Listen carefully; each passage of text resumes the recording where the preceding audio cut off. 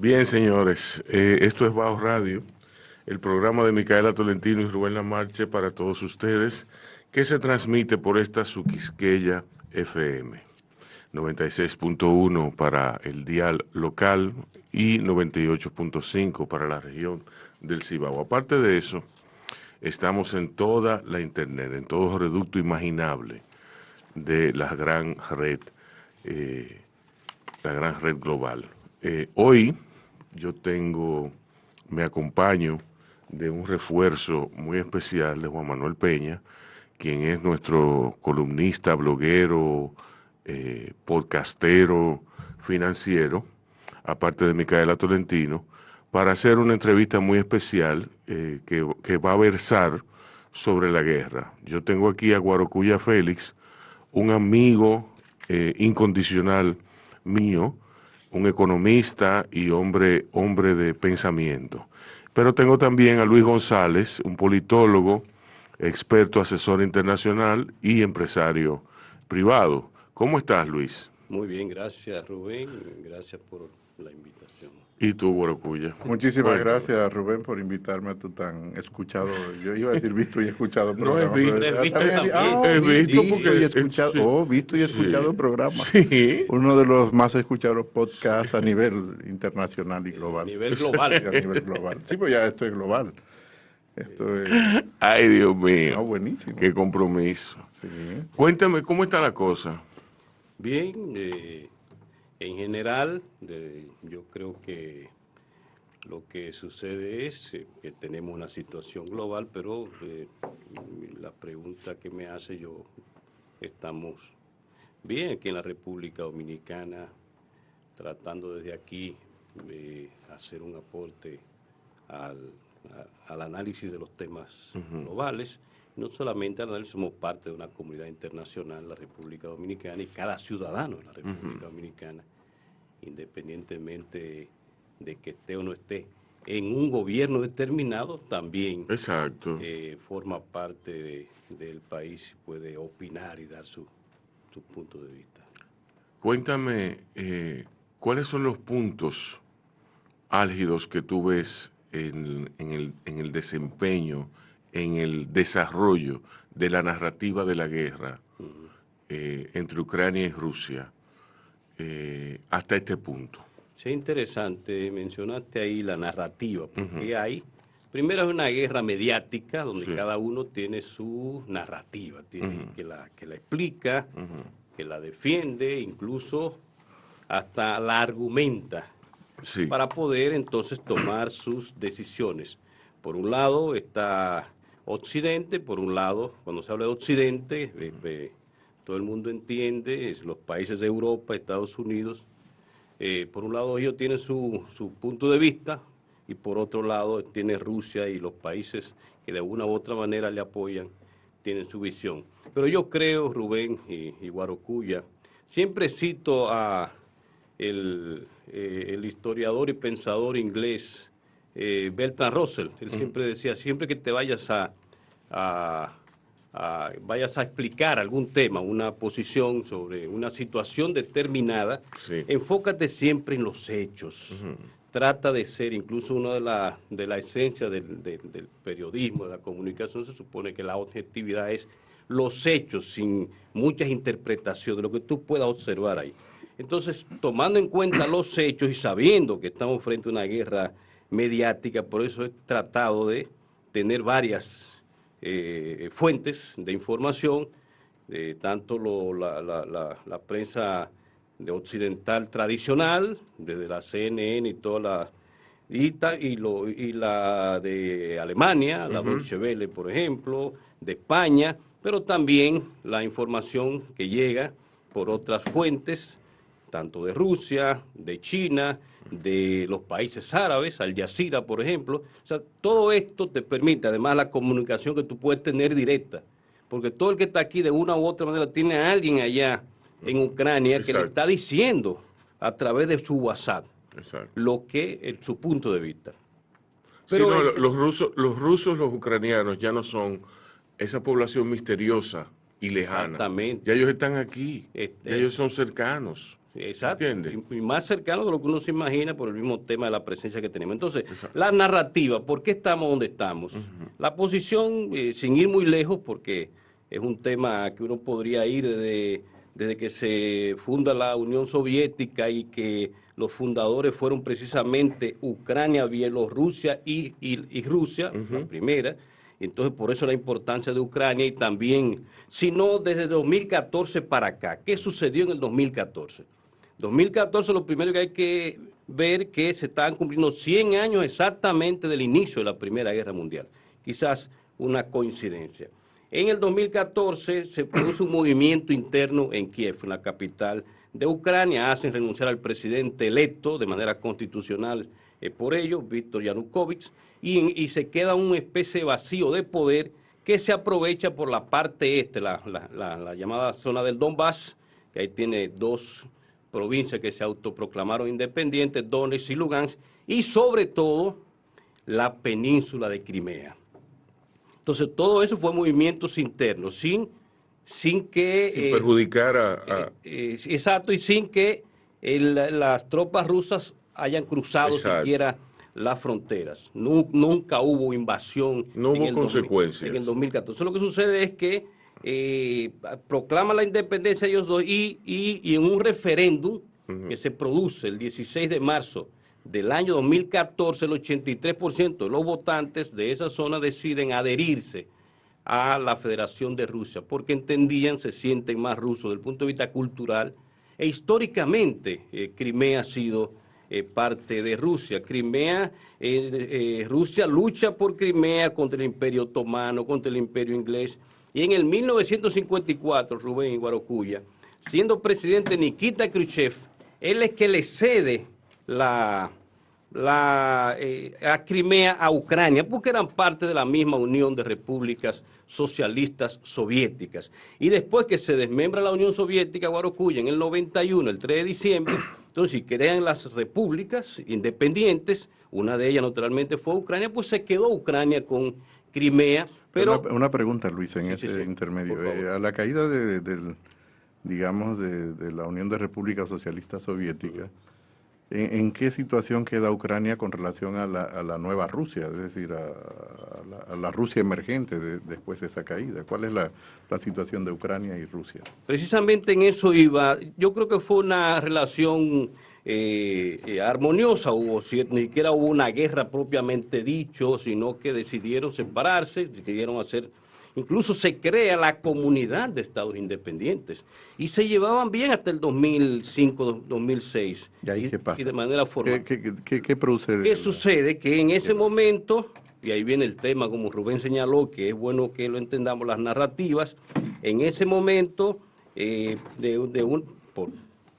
punto de vista democrático y soberano, tienen derecho, plantearon la idea de ser parte de la Unión Europea, pero sobre todo, porque en el 2004 se produce una expansión de la OTAN hacia el este, una de las más importantes, y ahí comienza a anunciarse la posibilidad de que Ucrania sea parte de la OTAN. Entonces ahí comenzó un poco a resquebrajarse una relación que venía muy positiva de ganar. Tanto es así que cada año, por el uso de los gasoductos que cruzan por Ucrania, Rusia le paga por el uso del territorio más de $2.000 millones. Por el uso de Sebastopol, que está en Crimea, es la única base que tiene Rusia en esa zona, vital, determinante desde el punto de vista estratégico, también por eso pagaba, porque ya ahora, desde el 2014, Crimea es parte de la Federación de Rusia. Entonces, ¿por qué? Entonces, ¿cómo estaban Guarocuya? Venían bien, venía una buena relación hasta que se produce eso. Y no es porque quieran entrar a la Unión Europea, porque ese no hubiese sido el problema. Son europeos todos, incluso la Rusia, que aunque tiene 17.075.000 kilómetros cuadrados, pero... y la mayoría es asiática, pero la parte más importante de Rusia es europea. Y en la parte está Moscú y San Petersburgo, están las ciudades más importantes. Y en la parte poblada, ¿no? Y es la parte más poblada, la otra parte, con excepción de Vladivostok, que está en el oriente lejano casi no hay. El territorio céntrico no hay densidad, no hay densidad. Es más para los recursos naturales y esas cosas. Entonces yo creo que iban bien hasta ese momento pero la razón fundamental de todo esto, para que se entienda, es de vital, de geoestratégico. Es que si Ucrania es parte de la OTAN, que para mí ese es el tema, si la OTAN no existiera, no tuviéramos esa crisis ahí, no solamente entre Rusia y Ucrania, sino entre toda Europa y el mundo, porque es algo más amplio. Pero la OTAN existe, decidieron seguir existiendo, aunque no tenía razón de ser, porque se crea, precisamente ahora va a cumplir 73 años, el 4 de abril del 49, y se crea como una política de contención, la parte económica. Guarocuya puede hablar incluso mejor que yo de eso, que es el plan Marshall, la reconstrucción económica, y la parte militar, entonces, la OTAN. Exacto. Para eso. Entonces, en el 55, como respuesta, el bloque soviético crea el Pacto de Varsovia. Estoy diciendo esto para que la gente entienda que en el 89, cuando cae el muro de Berlín, y en el 91, cuando se desmembra la Unión Soviética, termina el Pacto de Varsovia. El 1 de julio del 91, el Pacto de Varsovia termina porque entendía que ya había. Sin embargo, la OTAN lo que hace es extenderse hacia el este. Ha tenido 6 expansiones desde el 91 para acá. Eran 14 países originales y ahora tienen 30 miembros, más el interés de Ucrania, de Georgia, y ahora están otros anunciando. Entonces yo creo que ahí también es otro tema. ¿Por qué? Porque Crimea es vital para Rusia, es determinante. Y si Ucrania se hace miembro de la OTAN por el artículo 5, ahí viene el tema de defensa colectiva, pero no solamente es la defensa colectiva, sino que tienen derecho a la utilización del territorio. O sea, podrían tener todas las armas que quiera la OTAN. Exacto. Tener ahí en Ucrania, la puede tener porque es miembro de la OTAN. Y podría, quien dice que no, que ya que Crimea es parte de Ucrania y por tanto controlada por la OTAN, decirle a Rusia hasta el año que viene tú tienes ahí tu base, porque es un acuerdo que hay que se paga cada año y se renueva. O sea, estamos hablando de algo vital. Quitarle la base de Sebastopol, base militar de Sebastopol a Rusia, diríamos que es un golpe estratégico sin parangón, porque es la única conexión que tienen con todo el Mediterráneo por ahí. Está en el Mar Negro, cruzan el Bósforo, Dardanelos, entran al Mediterráneo y luego por ahí se comunican por Gibraltar hacia el Atlántico. Y por ahí también se conectan con la otra base que tienen en Siria, que es Tartus. Entonces, de eso que se trata, es una lucha geoestratégica y vital para Rusia. Para Estados Unidos y Europa, el interés cambia en muchos aspectos. Está el tema económico, que también en su momento entiendo yo que Guarocuya podría aportar más que yo en eso, el tema del gas natural, el Nord Stream 2, el Nord Stream 1 que está primero, luego el Nord Stream 2 que se acaba de terminar, que le iba a inyectar más gas directamente a Europa, la dependencia del gas. Los países del norte dependen algunos un 100%, Finlandia, 100% del gas ruso. Otros dependen, incluso los bálticos dependen un 100%, Estonia, Letonia y Lituania. Alemania depende un 40% del gas ruso, eso es vital también para ellos. Y no hay posibilidad, y eso reitero, quizá ustedes tengan mejores datos, de que puedan sustituir de la noche a la mañana ese gas que llega de Rusia. Exacto. Entonces hay muchos elementos, pero yo quisiera mejor hacer un debate con ustedes en vez de yo solamente. Guarocuya. Estábamos esperando tu monólogo, Luis. Hay que darle un poquito de diversión, ¿no? Guarocuya, háblame del plan Marshall y dibújame una panorámica, una narrativa económica desde ese entonces. Pero mira, antes de la narrativa económica y retomando lo que decía Luis, me parece importante dar algunos elementos más que elementos, algunas definiciones de los instrumentos que utilizamos los economistas para analizar los impactos. Exacto. Que luego es lo que se traduce en la prensa, ¿no? ¿Cómo impacta una economía sobre otra? Porque a final de cuentas esa es una de las preocupaciones, más allá de la preocupación humanitaria que se tiene. Y yo me he fijado en esta guerra que hay una narrativa mediática, hay una narrativa económica, hay una narrativa... Siempre, en cada guerra. En cada guerra la hay, pero en esta, dado que la inversión extranjera se ha ido casi toda de Rusia, parecería como un complot, como un gran complot que alimentaría. No, vamos a llegar ahí con el tema de las sanciones. Sí. Pero Las decir que sanciones. por lo regular entre las economías, cómo se transmite una situación económica en otra economía, es decir, cómo la economía de Rusia impacta a la economía de República Dominicana, Exacto. la economía de Estados Unidos impacta a la de Rusia. Primero decir que el mundo está muy interconectado, los medios de comunicación y la velocidad de la comunicación hace que hoy en día la información sea mucho más rápida, sea cuasi instantánea. Esto hay una diferencia con 1939. Ya era importante en 1939 los medios de comunicación, sobre todo la radio. La televisión fue posterior. El video fue muy importante. Sí, las películas. Aparece primero las películas antes de que eran los noticiarios que te daban en los cines. Exacto. Y posteriormente esto se hace mucho más masivo. El video en la televisión, en la guerra de Vietnam fue. Vietnam fue la televisión. Fue Vietnam fue televisión. Exacto. Y hoy en día esta guerra es multiredes, es decir, desde un podcast, como estamos haciendo aquí, hasta el WhatsApp, que es cuasi instantáneo, como te he dicho. Yo me escribo con un amigo que vive en Rusia hace 35 años y o hablamos por WhatsApp. Exacto. Entonces Exacto. puedo tener el Y intercambio. cualquier cosa, una videollamada. Entonces, dicho esto, hoy en día los medios de comunicación son muy importantes. Siempre lo ha sido, desde la antigüedad, desde que el ser humano está sobre el planeta de forma organizada. El segundo mecanismo de transmisión importante es el comercio.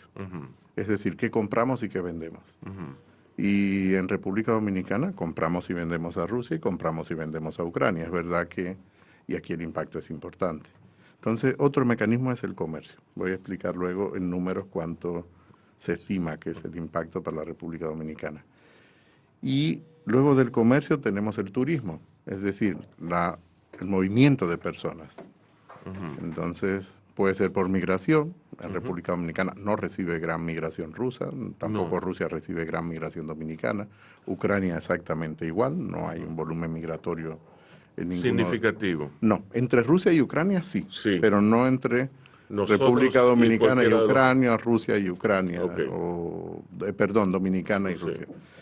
El otro elemento importante es la inversión. Tampoco hay grandes programas de inversión, ni proyectos de inversión, ni grandes empresas rusas instaladas en República Dominicana, ni de Ucrania en República Dominicana, ni de República Dominicana en Ucrania, ni de Rusia. Y el otro tema importante es el tema de las finanzas internacionales. Y tampoco hay grandes flujos financieros entre República Dominicana y Ucrania, y República Dominicana y Rusia y viceversa. Por lo tanto, los principales mecanismos de transmisión de la guerra entre Ucrania y Rusia, o Rusia y Ucrania en este momento, son, primero, el tema del comercio. Pero en el comercio, porque República Dominicana en 7 años, según las estimaciones que ha hecho la Unidad de Inteligencia Pro-Dominicana, durante 7 años el intercambio consolidado entre ambos países ha sido 1.138.7 millones de dólares. Pero fíjate que la mayoría son importaciones desde Rusia y fundamentalmente de Ucrania. Y de Ucrania en el último año y medio, 2 años. ¿Por qué? Porque importamos acero para fabricar aquí varillas, palanquillas que se consumen en el mercado local o que también se reexporta a otros mercados como Haití y Centroamérica. Es decir, la gran acería nuestra importa acero de Ucrania. Ahora, ¿qué exportamos nosotros a ellos? Una cantidad relativamente menor. Nosotros exportamos 2.7 millones de dólares. Es decir, las exportaciones de República Dominicana hacia esos mercados es relativamente muy baja. ¿Y qué exportamos? Fundamentalmente ron y tabaco. Y República Dominicana es el segundo exportador de ron a Rusia. Ahora no son volúmenes muy significativos. Quiere decir que sí podría haber un impacto en los precios locales de productos derivados, donde se utilizan estas materias primas, sobre todo en el acero, impacta lógicamente en los precios, a menos que pueda sustituirse rápidamente el suplidor que se tenía desde Ucrania en los últimos 2 años. Entonces aquí sí hay un impacto significativo. El otro impacto es el impacto en el turismo. República Dominicana de Ucrania, fundamentalmente de Ucrania. De Rusia. De Rusia, sí. Rusia es el mayor volumen de turistas que nosotros recibimos. Esto, para el año 2021, recibimos unos 183.700 turistas de Rusia y de Ucrania unos 85.912, es decir, unos 270.000 turistas rusos y ucranianos vinieron a República Dominicana, y esto generaron ingresos en torno a unos 404 millones de dólares el pasado año. Por lo tanto, ahí sí hay un impacto muy significativo. Digamos que el turismo buscaba, cuando lo vemos en términos de contabilidad del comercio exterior, no equilibraba en su totalidad la balanza comercial, ni de pagos, ni de servicios de República Dominicana, ni con Rusia, ni con Ucrania, pero sí mejoraba la relación de intercambio. Eso, por supuesto, que en este momento se interrumpe. Lo que hemos visto es los turistas ucranianos, fundamentalmente ucranianos, varados en República Dominicana, y que República Dominicana ha tenido que darle protección y buscar todo el apoyo logístico para que pudiesen retornar a su país. En menor medida de Rusia, pero fundamentalmente sí de Ucrania. Por lo tanto, el impacto para República Dominicana es dimensionable desde el punto de vista económico. Ahora, el tema de la preocupación de una crisis como la que vive Europa del Este, y esto aquí siempre habrá una discusión si son europeos o no son europeos, si son euroasiáticos, si no son euroasiáticos. Qué buen término, dimensionable. Sí, o sea, claro, en términos de números tú lo puedes dimensionar, pero hay otra parte que es la parte humana. Por supuesto que podemos seguir hablando de grandes números y que afectan a República Dominicana de manera indirecta. Te estoy hablando del impacto directo. El impacto indirecto, por ejemplo, el precio de los combustibles, el precio del petróleo. Bueno, pero esto también es difícil para los economistas determinar cuál va a ser el precio del petróleo a futuro. Es decir, los economistas no nos entrenan para leer ni las cartas, ni nos entrenan para leer una bola de cristal. No somos adivinos. Me sorprende a veces muchos economistas cuando dicen cuándo va a ser cuando pronostican el tipo de cambio el próximo mes o el próximo año, o el precio del petróleo o el precio de algún commodity. Algo que nos enseña... que tú te preguntas, bueno, ¿qué sabe él que yo no sé? Eso es economía ficción, por lo regular. Sí. Los economistas podemos ver qué pasó y podemos intentar en el muy corto plazo prever una tendencia en función del pasado, pero no leemos el futuro. Sí. Ahora, te digo esto porque ha habido muchos pronósticos muy negativos sobre el precio del crudo, del petróleo, y lo que hemos visto es un petróleo que va como si fuese, se mantiene al alza, pero tiene movimientos muy bruscos como si fuese un electrocardiograma. Por lo tanto, no es posible establecer exactamente cuál es el precio futuro. ¿Por qué? Porque muchas de las decisiones relacionadas con el petróleo son decisiones políticas, y como toda decisión política, es una decisión humana. Humana menos automática que el mercado, por ejemplo, de hamburguesas, o el mercado que es mucho más competitivo, o el mercado incluso de carros, que es un gran oligopolio a nivel global, cada vez mucho más, cada vez menos empresas y grupos más grandes conglomerados, pero aún así tú puedes tener una tendencia de precios mucho más, digamos, predecible en términos relativos que lo que puede ser en el caso de los combustibles. En unos 120 años de registro de los precios de los combustibles a nivel global, ningún economista nunca ha acertado. Entonces, que esto de los precios, lo que tú puedes es prever una tendencia, tener acciones precautorias, medidas precautorias. Dejen eso, mensaje a los economistas. No, lo que se hacen los analistas de esos mercados, que no necesariamente son economistas, son especialistas. Luego que tú estudias economía, te haces especialista en un tema, muchas veces eres más generalista, pero lo que se toman son bandas de referencia, es decir, yo estimo que es de seguir una tendencia tal, la referencia puede ser tal, pero Por ejemplo, prever la entrada nuevamente de Venezuela en un periodo de X de tiempo al mercado global de suministro de petróleo de manera significativa, tomando en cuenta que Venezuela tiene una de las principales reservas globales, te va a modificar la oferta de petróleo. Por lo tanto, aquí el tema de la duración del conflicto es importante, porque lo que hemos visto aquí, y estos números son una fotografía, pero esta fotografía es de un instante, pero la vida es dinámica. Y por lo tanto va a depender mucho de otros factores como la propia duración de ese conflicto. Los precios no solo de los combustibles, sino el precio de la energía en sentido general. Alemania depende en torno al 40% del gas de Rusia. Yo pensaba que era más. No es poco. No es poco. No, no es poco. Estamos hablando de una economía no poco, como la alemana. Pero viendo el comportamiento de los alemanes. No solo estamos hablando de gas.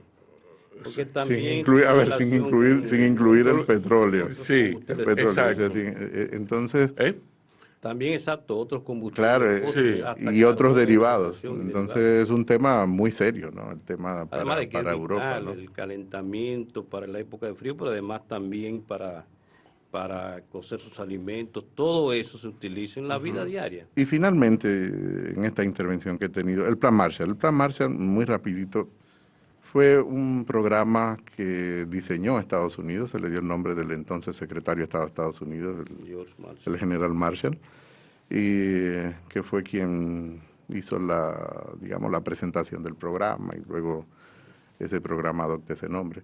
El Plan Marshall fue un programa de ayuda muy significativo, ayuda entre comillas, era comercio y inversión, siempre, fundamentalmente. Siempre. Claro.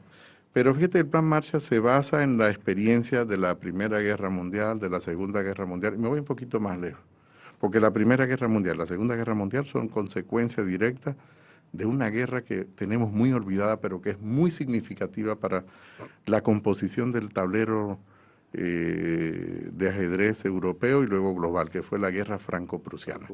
Es decir, sin la guerra franco-prusiana probablemente no tenemos una explicación muy amplia de lo que fue la Primera Guerra Mundial y por lo tanto la Segunda. Una fue casi consecuencia de la otra, fue una secuencia. Es decir, la Guerra Franco-Prusiana de 1870 termina realmente en 1945. Fue un periodo muy largo de conflictos y además de conflictos que se manifestaban no solo desde el punto de vista del enfrentamiento bélico, sino desde el punto de vista de la conformación de los espacios económicos. Exacto. Y sobre todo en un ámbito que también se deja a veces un poco de lado para los no economistas, que es el tema monetario, que está muy relacionado con el comercio, el sistema patronoro, todo esto estaba interactuando simultáneamente y es lo que nos produce consecuencias que nos lleva a esa Primera Guerra Mundial tan terrible, a esa Segunda Guerra Mundial tan terrible. Y un periodo relativamente de paz largo, con excepción de la guerra en los Balcanes, por lo menos estoy hablando de paz en lo que es el continente europeo, ¿no? Con excepción de la guerra en los Balcanes, la guerra de Yugoslavia y de otras pequeñas repúblicas, que fue bastante sangrienta y tuvo una intervención en Estados Unidos, porque la OTAN también se quedó bastante frisada, ¿no? La OTAN no se mueve hasta que Estados Unidos no respira. Creo que estos son temas que están sobre la mesa que podemos, más que debatir aquí, un poco intercambiar, ¿no? Bien, señores, vamos a la primera pausa y luego volveremos con las preguntas de Juan Manuel Peña a estas dos figuras importantes para mí y para todos nosotros, que vamos a más o menos dilucidar animosamente los destinos de Ucrania y de Rusia a la luz de la historia. Luis González y Guarocuya Félix están aquí y Bao continúa. Eso está grabado ahí. Sí. Juan Manuel, bienvenido. Muchas gracias, Rubén. ¿Cómo estás? Estamos bien. ¿Cómo está el negocio? Echando para adelante. ¿Cómo está Sapphire? Sapphire. Diablo, coño. El Danilo. El hombre de otra cosa. Yo me lo puse pensando en Guarocuya. Guarocuya no había visto. Sí, no, yo tampoco. No. Está buenísimo. Comprar mi camisa de eso. Sí, eso es Yarul. Soy Yarul. El caricaturista, sí. Pero muy bueno. Toma la entrevista. Bueno, no, integrándome, de nuevo, muchas gracias por la invitación y gracias a ustedes por su participación. Tienes tiempo, estamos aquí hasta las 4:30. Fantástico, muy bien, muy bien. No, y esto es un tema que da para mucho. Sí. Yo creo que es interesante que hablemos un poquitico sobre los protagonistas que están en este conflicto. Putin, Zelensky. Interesante ver del lado de Putin cómo ha ido desarrollándose como cada vez más autocrático. Pero es interesante que tú nos aportes un poquitico de ese background de Putin. Y después entonces hablemos un poquitico de Zelensky.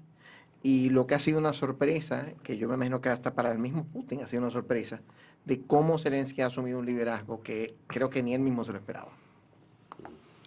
Bien, gracias. Sí, yo creo que esos son dos protagonistas importantes. Aunque Zelensky, Volodymyr Zelensky, es reciente en este proceso, pero, sí, pero es el que está ahí, el protagonista, claro, que tú señales, que estamos viendo todos los días, asumiendo un liderazgo coyuntural y ahí es que se conocen los líderes. Quizás en la crisis, en la gran crisis. Quizás se está descubriendo ese líder que un poco de manera despectiva dicen que era un cómico, pero no era un cómico cualquiera. Ustedes que conocen, y tú, Rubén, él era un director con mucho talento de cine. Escribe una obra, Servir al Pueblo, es el protagonista de ella y se convierte, una sátira de la política de Ucrania, se convierte en un bestseller. Todo el mundo la veía No, te voy a decir algo, lo más interesante todavía. Sí. Zelensky viene de la parte oriental de Ucrania, su lengua materna es ruso, es de origen judío, y hace una sátira, hace un programa, que es este programa El Servidor del Pueblo, donde él se convierte hace el papel de un presidente en Ucrania. Pero es más, una de las cosas que él hace en el programa... Ahora me cae mejor. Es que, oye, me cae súper bien ahora. Dice, yo soy presidente de Ucrania, yo tengo que aprender ucraniano. Sí. Pero el programa es en ruso y es un éxito no solamente en Ucrania, es un éxito en Rusia. En Rusia también. En Rusia es hiper conocido Zelensky como entertainer, como actor. Entonces, cuando se da la situación que de repente la ficción se convierte en realidad. Sí, porque él plantea, incluso con el mismo nombre, el partido que él formó tiene el título de Servir al Pueblo, y presenta su candidatura en un momento en que quizá está de chance se estaba repostulando. No, de chance. Es real. No, y además pienso que había una... Yo pienso que el programa obedece... de chance me refiero a sin expectativa de ganar. No, tampoco. No, porque tampoco, es que él tenía un apoyo, unos números, unas mediciones que ya le estaban diciendo que podía incluso mi hipótesis es que el programa es parte de esa estrategia. Ajá. No es casual. Es decir, eso establece la narrativa mediática que tú estabas hablando al principio. No es casual. Yo creo que eso le da. Yo no sabía nada de eso. El grupo económico o el principal apoyo económico que apoya a Zelensky ya había tenido mucha incidencia en la política en Ucrania. Y además era parte de la crisis política generada en Ucrania, por lo tanto... Pero también se da el caso de que al ser un candidato no tradicional, que maneja muy bien los medios, digamos, que hasta uno se recuerda de Ronald Reagan, que era un tremendo comunicador, que tuvo un entrenamiento como actor, de repente Zelensky... Entrenamiento que no aprovechó. Que aprovechó muchísimo. Yo creo que sí. Que aprovechó muchísimo. Que a mí no me simpatice las políticas económicas de Ronald Reagan, las políticas sociales de Ronald Reagan, no desmerita que Ronald Reagan sigue siendo uno de los presidentes más populares. Bueno, y de hecho se le conocía como The Great Communicator. A lo que me refiero es que él no era buen actor. Pero fue mucho mejor. Fue mejor actuando como presidente que actuando. Ese es el papel de su vida. Exactamente. Pero fíjate que no hay una brecha muy amplia entre la actuación y la participación política. Entonces, un político que tiene que exponerse al hay teatro público, todo el tiempo en política. Está en un escenario permanente. Exacto. Pero entonces, ¿qué pasa? Una de las cosas que él tiene como candidato empieza a ser una campaña diferente, usando los medios de las redes sociales, usando videos de selfies, usando otras cosas que no eran lo que típicamente un candidato político hacía. Entonces, con eso logra ganar la presidencia. Lo que yo veo interesante también es que es donde yo creo que el mismo Putin lo subestimó quizás. Quizás Putin dijo, yo voy a amenazar que voy a entrar a Ucrania, este se va a mandar a huir. Y una de las frases que se convirtió más famosas de este conflicto es cuando Zelensky le dice a los americanos, mira, a mí no me interesa que tú mandes una bola. Yo lo quiero que tú me mandes municiones y artillería. Y el otro día, hace una semana, fue al Palacio Presidencial y dijo, aquí estoy en el Palacio Presidencial en la calle tal.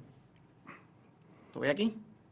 Y de repente le ha causado una situación a Putin donde si lo mata, tiene un mártir que va a unir mucho más aún Ucrania. Se le va a hacer mucho más difícil el tema. Entonces, a través de su acción, él le ha dado un liderazgo a Zelensky. Quizás Zelensky no tenía todavía ganado, quizás dentro de Ucrania hasta cierto punto, pero a nivel internacional que ahora lo está logrando. Bueno, la crisis genera este tipo de liderazgo. Obviamente. Las circunstancias, pero además el apoyo, porque es que una cosa es que no está la OTAN, que no está de manera formal y directa las tropas estadounidenses, pero ustedes saben muy bien que por eso es, porque toda acción tiene su reacción. ¿Por qué toma la decisión Putin el 22 de febrero de reconocer a Donetsk y Lugansk? Porque pudo haberlo hecho en el 2014. Ellos se autoproclamaron en el 2014 independientes y Crimea, como ya señalamos en el primer segmento, plantea su referéndum y se adhiere. ¿Por qué no reconoce Putin en ese momento? Porque entendía que tenía que dejar abierta una posibilidad a un diálogo y precisamente se produce en el mismo 2014 de septiembre los acuerdos de Minsk, la capital de Bielorrusia, 12 puntos, entre ellos que Donetsk y Lugansk ya no aspiraran a ser independientes, ni siquiera adherirse a Rusia, sino que siguieran siendo de Ucrania, pero una autonomía, como es Cataluña en España, y como China tiene, por ejemplo, 5 autonomías, el mundo entero, el concepto de autonomía se maneja muy bien. O sea, por ese lado ya estaba cediendo esa parte. Claro, todos tenían que ceder alguna. Crimea, naturalmente, en esos acuerdos no entraban. Crimea ya era parte de la Federación de Rusia. Entonces yo creo que, porque la pregunta fue sobre respecto a los dos personajes, yo creo que Volodymyr Zelensky entonces lo que está haciendo es, en esta oportunidad, con las circunstancias, planteando esa fortaleza de un líder que no se conocía porque siente que tiene un apoyo y de hecho lo tiene. Lo tiene. O sea, en todo este tiempo, las armas, por eso es que Putin toma la decisión. Todo este tiempo se estaba llenando de armas de Occidente. Unas vendidas, porque ustedes saben que no todo es como usted decía, Rubén, y creo que Guarocuya también, con esas políticas de asistencialismo, de cooperación, nunca totalmente que vamos a donar 350 millones porque ya han hecho otro negocio. Él ha tenido que comprar armas de Estados Unidos, sobre todo Estados Unidos, en todo este tiempo. Entonces, con ese apoyo, más lo que usted señala, de que él no quiere que necesariamente, porque sabe lo que significa el inicio de una posible guerra nuclear, pero que lo apoyen por ahí. Por eso es que estamos frente a un Volodymyr Zelensky que tiene esa actitud. Yo creo que a él le plantearon el día 25, al día siguiente, le plantearon la posibilidad de un primer diálogo, de hablar directamente con él. Un poco iba a ceder y luego como que cambió la tonalidad, porque quizás él para mí es un instrumento de Occidente ahí en eso. Eso sucede mucho en la política internacional. Tiene el apoyo de Occidente ahí para la OTAN mantener su posición, porque todo se resuelve, es mi humildísimo punto de vista, si se sientan y la OTAN le garantiza a Rusia, la Federación de Rusia, la no expansión más y por lo tanto la seguridad. Una pregunta, ¿ustedes entienden que Rusia terminará ocupando Ucrania en su totalidad o que puede revertirse esa ocupación rusa sobre Ucrania? Yo creo que la intención es ocuparla porque no tiene sentido. Ya Rusia tiene lo que le interesa en Ucrania, que es la garantía de su puerto en Sebastopol con la adhesión en el 2014 de Crimea. No tiene ese interés de ocuparla y quedarse. Por eso yo no utilizo la palabra ocupación. No se está produciendo una ocupación. La definición, pues bueno, todo es semántico y de interpretación. Lo que es una escalada militar de desmilitarización, porque realmente está muy militarizado, o sea, le estaban llenando de armas ahí a las puertas de Rusia. De Rusia. Entonces, por un lado eso, y por otro lado, ese es otro concepto. Bueno, Rubén, aquí parece que tenemos opiniones encontradas. Vamos a escuchar aquí. Yo te voy a decir, hay que verlo de esta manera. Primero, Putin. Yo no tengo ninguna opinión. Yo estoy tratando aquí de sacar las diferentes opiniones, ¿no? ¿Qué es la motivación de Putin? Vamos a ver un poquitico algunas cosas que yo he escuchado de diferentes analistas, Fiona Hill, por ejemplo, y varias personas que han hablado sobre el tema de Putin. Por un lado dicen, Putin está buscando rehacer un imperio ruso.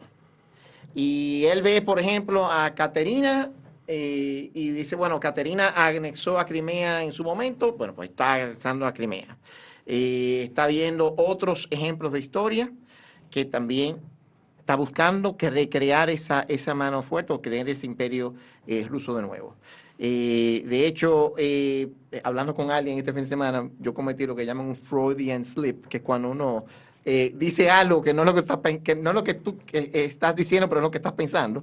Y hablando con alguien, diciéndole de Putin y me salió Stalin. Condoleezza Rice sabe de eso. Sí, un desliz freudiano. Un desliz freudiano. En castellano, ¿no? Entonces, eso por un lado. Por otro lado, sí, es cierto, cuando Putin asume el mandato en Rusia en el 2000, está asumiendo un país que está débil recientemente de lo que era haber sido una superpotencia.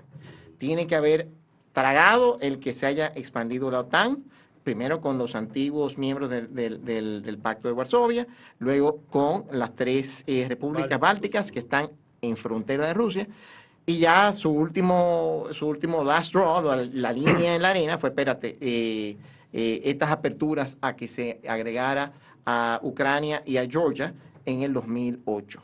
Y ahí mismo, poco después, lo que respondió fue ingresando o invadiendo Georgia, y todo lo que se hizo después, más adelante con Ucrania, que como tenía un líder ahí en Ucrania que podía controlar, pues entonces tenía eso manejado. Pero hay presión, se ve presión, por ejemplo, Bielorrusia es totalmente un aliado de Rusia, y lo que es Azerbaiyán y Kazajstán, él ha buscado forma de que se sigan alineando a él, por ese lado, que está bien, es natural, es una estratega.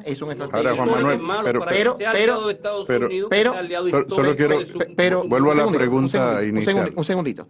Pero, con respecto a la OTAN, el otro tema es, bueno, Putin no está buscando crear un imperio, Putin está defendiendo sus intereses geopolíticos de que no se le acerque más este enemigo que es la OTAN. Y eso llevaría a una ocupación de Ucrania por parte de Rusia. Es decir, esta guerra, la pregunta en buen dominicano, ¿esta guerra la gana Rusia, la gana Ucrania?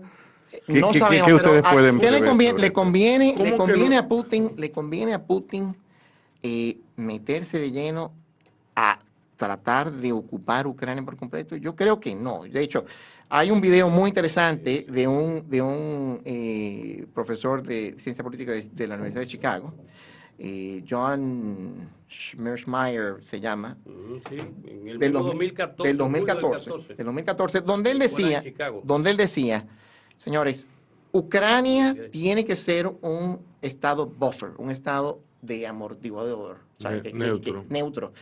Porque él decía, si uno visualiza lo que es Europa y cómo se compone, cómo se ha visto la historia de Europa, hay Francia, Alemania, Polonia, Ucrania, Rusia. Ese corredor tiene que estar, digamos que ahí es donde se suscitan los conflictos más grandes. Y como dijo bien Guarcuya hace un tiempo atrás, que desde la guerra franco-prusiana tenemos este tema que todavía tenemos situaciones con esto.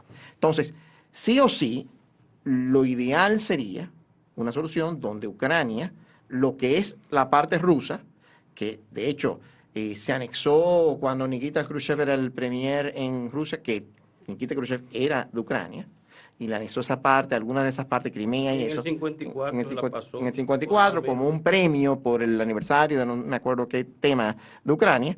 Entonces, lo ideal sería lo que es ruso y demográficamente ruso, bueno, pues si lo que quieren esa gente es ser parte de Rusia, sean parte de Rusia.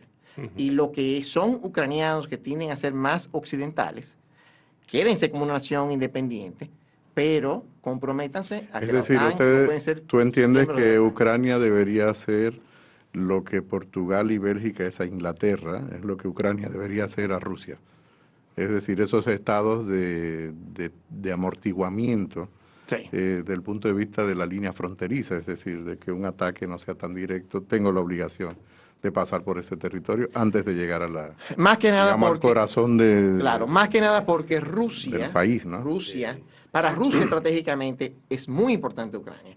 Para Estados Unidos no lo es tanto. Entonces, si queremos tener a Rusia tranquila, vamos a buscar que este país sencillamente sea neutral, en términos que no se vea como una agresión a Rusia y pueda coexistir y puedan convivir lo que son realmente ucranianos con los vecinos rusos, ya sea como se termine componiendo el Estado ruso.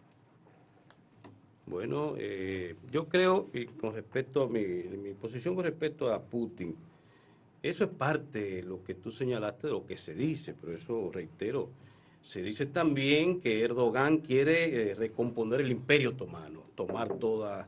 O sea, yo no creo en eso, o sea, esos son liderazgos fuertes, diferentes, y el concepto, incluso yo soy politólogo, esa es mi primera carrera, el concepto de democracia, cuando me interesa el país es democrático, cuando no, por ejemplo, Arabia Saudita es un aliado de Estados Unidos, por ahí gobierna una familia, ahí no hay el demos kratos en el concepto, Sí, claro. En el concepto occidental, pero quizás lo hay en la esencia, por eso yo siempre menciono, los griegos crean la democracia, el demos kratos, poder del pueblo. Si el pueblo de una u otra manera es quien gobierna, se expresa y puede transferir sus ideas a la élite que toma las grandes decisiones, entonces hay una democracia, aunque no se elijan cada 4 años.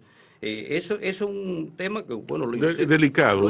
y es muy delicado. Entonces, para mí, por ejemplo, el llamado autócrata, y si tú revisas ahora una medición, tú vas ahora desde la República Dominicana, es una medición seria internamente en Rusia, Putin tiene una aceptación de un 70-80% de su pueblo en todas las áreas. ¿Para qué podríamos entonces esperar Entonces, de este conflicto? si se convoca unas elecciones, Putin va a ganar porque tiene esa aceptación de su pueblo. Y son elecciones cada cierto tiempo con el mismo concepto. Pero Sí, ¿qué podríamos esperar entonces de este conflicto? Es decir, que haya que Rusia, Putin, termine de estabilizar digamos, militarmente la relación con Ucrania, con esta intervención. A final de cuentas, hay una intervención militar.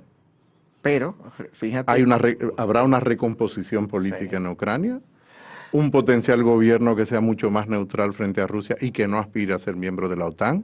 ¿Cuáles son estas líneas que podríamos tener? Tomando en cuenta esa vinculación tan estrecha históricamente que ha tenido Ucrania y Rusia. Claro. Desde la cultura, la historia, la música, por ejemplo, aquí hay... Tan estrecha y dramática, ¿eh? No, sí, hay una de las canciones más famosas rusas la escribió un ucraniano. Exacto. Ojos negros. Que no sé si Chichorne.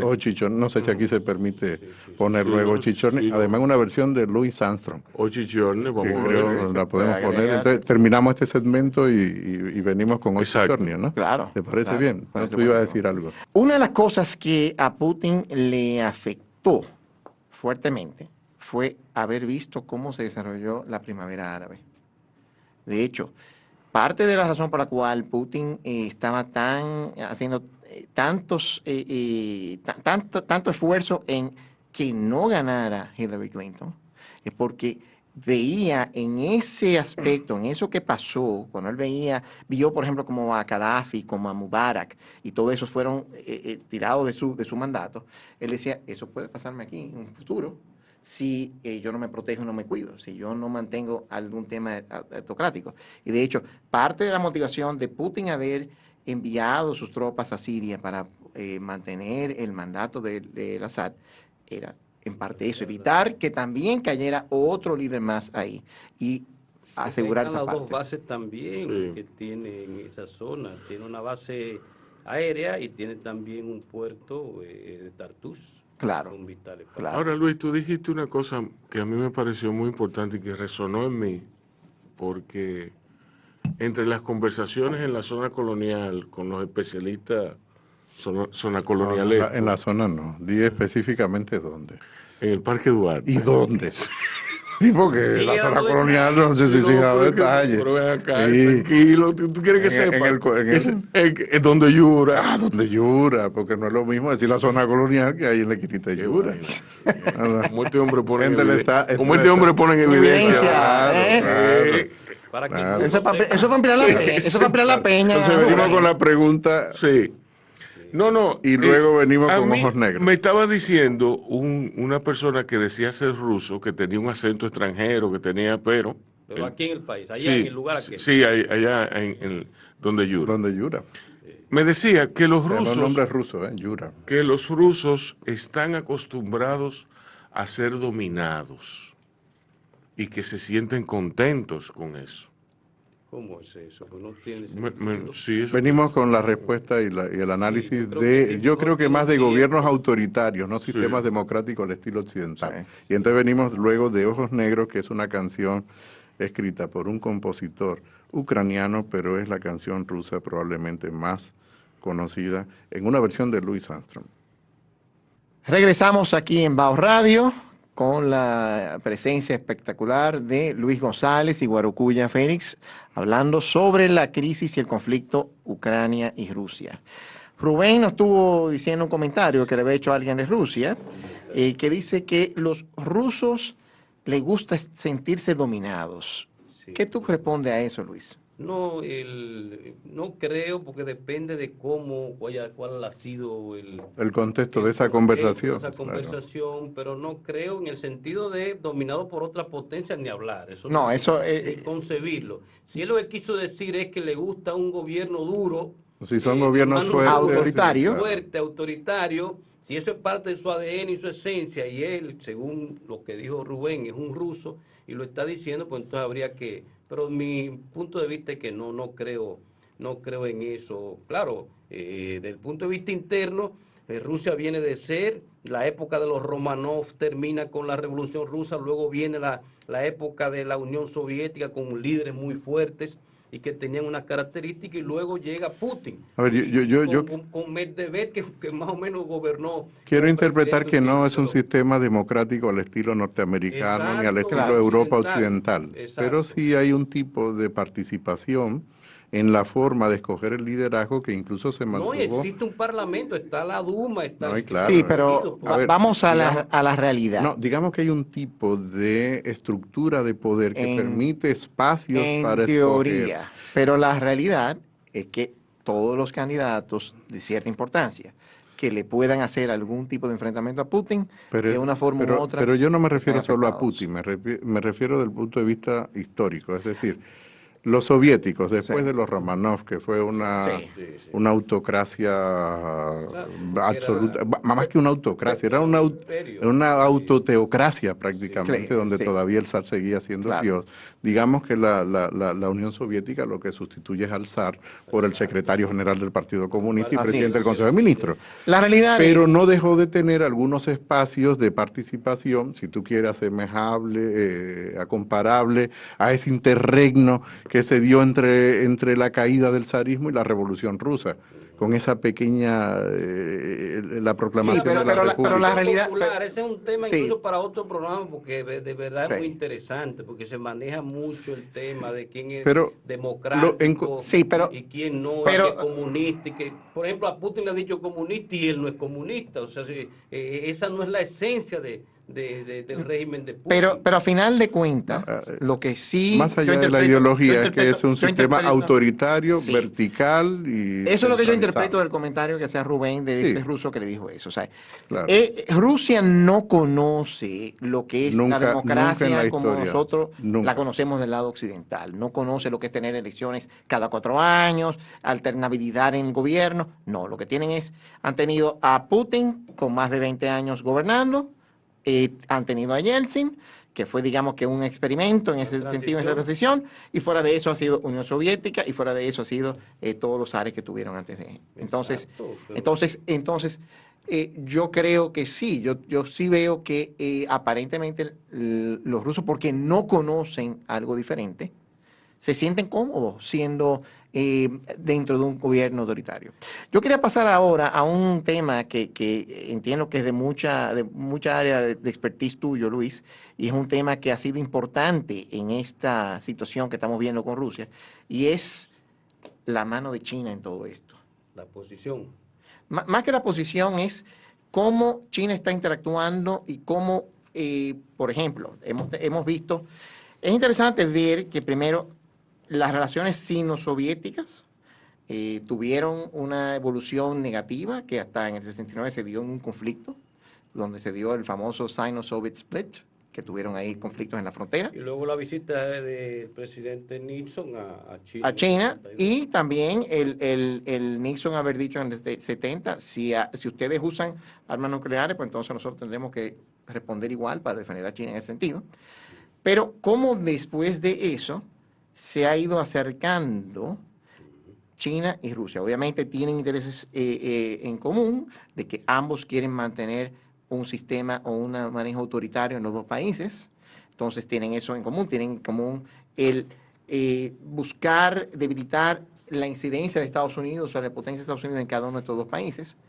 Y lo que vimos más recientemente fue que en febrero, justo antes de la Olimpiada, cuando se hace este encuentro, donde cada vez más ha habido mucho más encuentros, más de 38 encuentros que han tenido entre Putin y la dirección china, que en la última que estuvieron en febrero, hablaron de que tenían una relación que no tenía límites.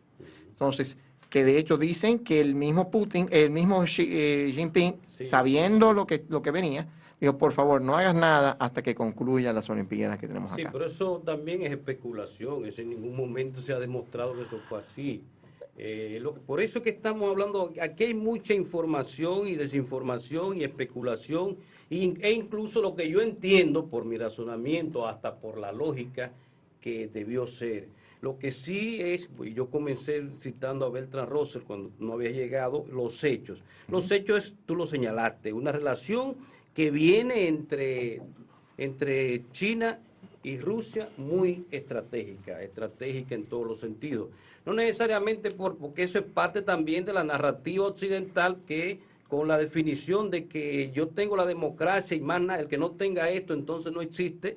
Es como si yo soy cristiano y de hecho yo tengo mi afinidad religiosa cristiana, entonces todos los demás, incluyendo los musulmanes, que casi la misma población de cristianos y eso es lo que te quiere decir, Luis, que los hechos y la verdad está en todos lados. Quiere decir, no hay ni unos únicos hechos, ni una única verdad, depende mucho exactamente. del punto de vista de quien lo exponga, ¿no? En esta parte, el tema de China, yo creo que tiene una relación estratégica importante, incluso un intercambio comercial que crece cada día más, un intercambio de apoyo y cooperación conjunta. Han creado la Asociación de Cooperación de Shanghái en el año 2001, donde China y Rusia, conjuntamente con los países de Asia Central, todos los están, Kazajstán, todos los que están ahí, incluso tiene observadores a India y otros países.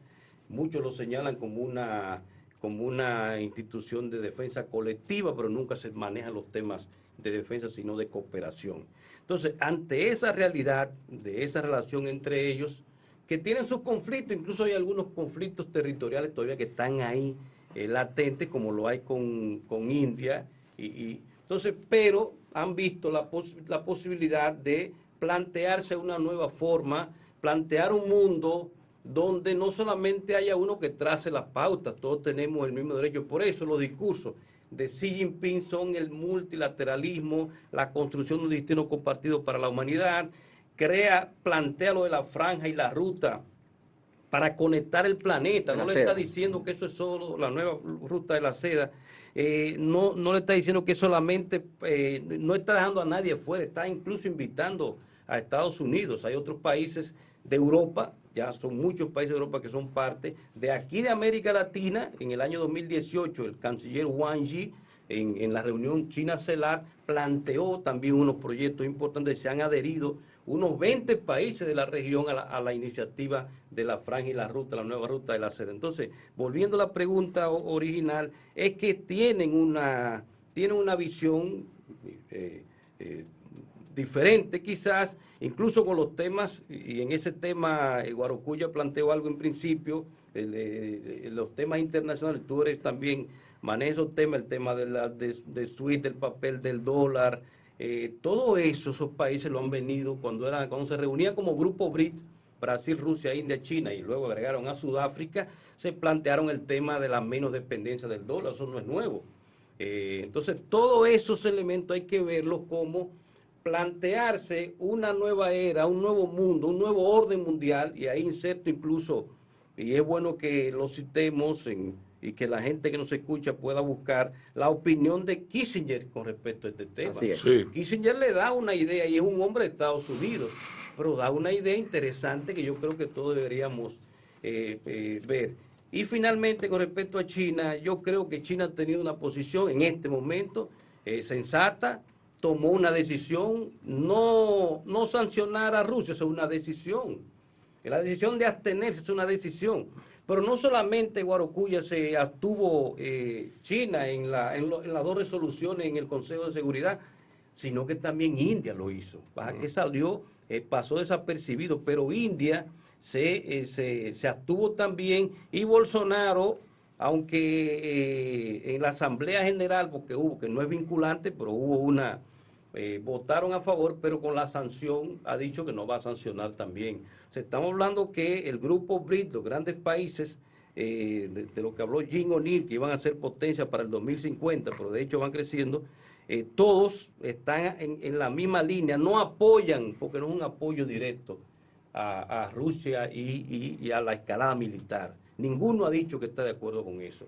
Todo ciudadano del mundo entiende que eso debe parar ya, porque están muriendo seres humanos, porque no conviene, la economía está siendo afectada en el mundo entero, pero también hay que buscar una solución, y es lo que ha planteado China en todos los escenarios, en todas las veces que ha hablado, incluso en el foro reciente que hubo en Turquía, en Antalya hay un foro donde se reunieron tanto lo de Ucrania como Rusia, y China ahí también planteó: vamos a tomar el diálogo, vamos a retomar el tema, las negociaciones. Y OTAN tiene que jugar un papel importante, y Estados Unidos en eso.